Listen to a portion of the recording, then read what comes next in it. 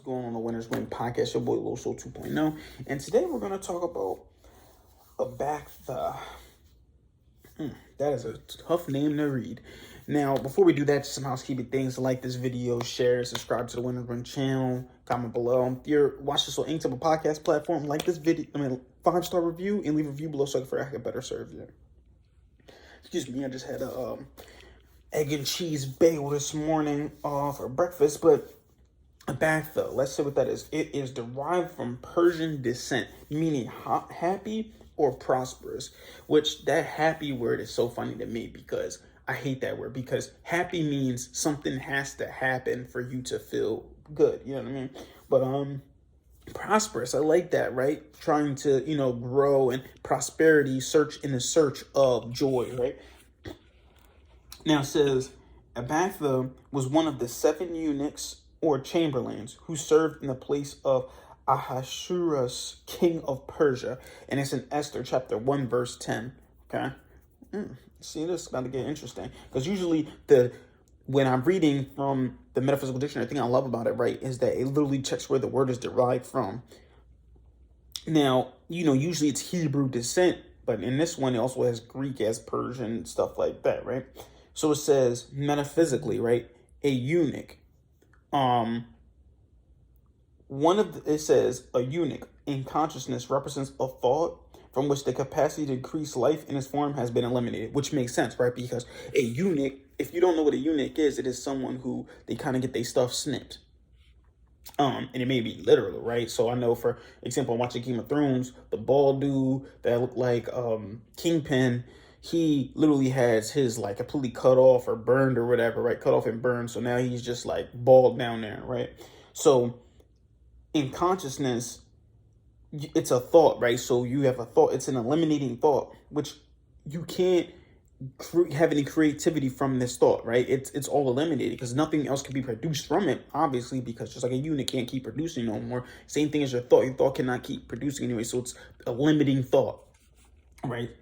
And it says the chamberlain in this instance is a keeper of the king's bedchamber. So the chamberlain is someone who basically makes sure the bed's all made and stuff like that. Everything looks good for when the king comes home so he can chill and relax, right? Abaktha, therefore, represents a pure, happy, prosperous thought guarding and ministering to the king, the will. So Abaktha is just another way of, it's like a happy will, right? Your will to be happy. Remember, I talked about this before. This is what separates us from a dog or maybe a cat or a lion or a monkey, right? It's our will. It's our ability to choose what we want to do. Now, they have a will, but we have a stronger willpower because we were made in the image and the likeness of the Most High God himself, which makes us gods ourselves, lowercase g. So she is a happy thought or whatever, a happy, prosperous thought ministering to the king. The thought is not spiritual, though. It says Abaktha was not of Israel. Everything of Israel is spiritual, but it is of the outer realm or realm of phenomena, right? So I'm not completely, I'm gonna be honest with you guys, completely, I do not, like I said, I do not know everything, so I do not know what that means. I have to do some research on it. It says the Medes and Persians are thought to have been descended from Japheth, one of the sons of Noah. So one of Noah's 3 different sons. And Japheth is the intellect or the reason. So he was the intelligence, the light out of the 3 sons of especially what they represented, right? Not saying he was the smart one and the other 2 were the dumb ones. No, it means that his intellect or will is what he represented. He was the intellect, right? The reason in our mind. It says the thoughts that they signify therefore belong to the mental and the psychic in man. So it says that these thoughts are mental and psychic and not spiritual as such, right? These are you learning, right? Mentally, you're growing yourself, right? Remember I told you the 3 things that motivate humans is mind, body, and soul. So this is the mind part of it, not the soul and not the body, not the physical and not the spiritual as much anymore now. It's all into the intellect. It's all into the mind is what Japheth and Abaktha represent, or the thought that she is comes from Japheth or the mind or the intellect, right?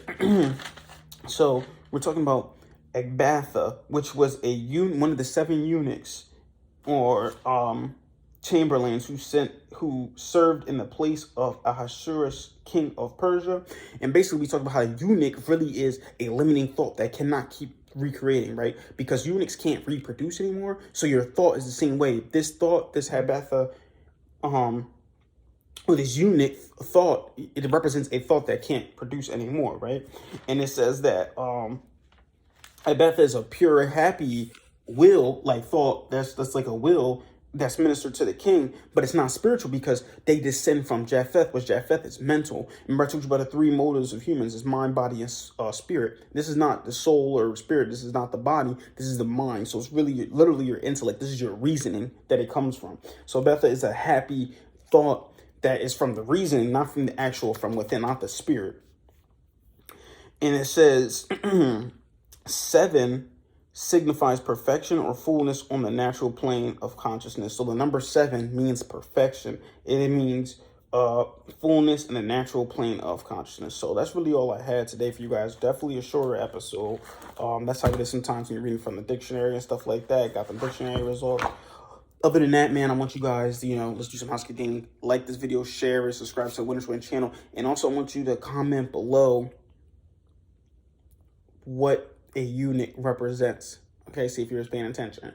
And then other than that, like this video, share or subscribe to the Winners Win channel. If you're listening to this on any type of podcast platform, leave a 5-star review. Leave a review below so I can figure out how I can better serve you. Keep killing the day. Winners win, losers lose, and you pray for success like this. 2.0 out.